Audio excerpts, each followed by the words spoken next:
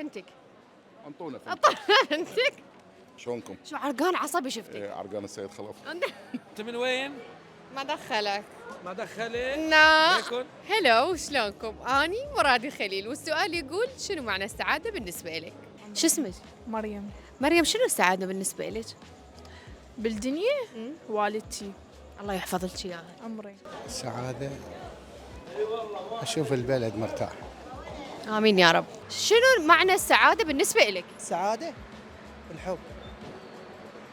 روميو. من العراق يزدهر اكثر واكثر. والله عمو كنا نتمنى هذا الشيء. السعادة هي السعادة هاي تبيع الولد والحمد لله.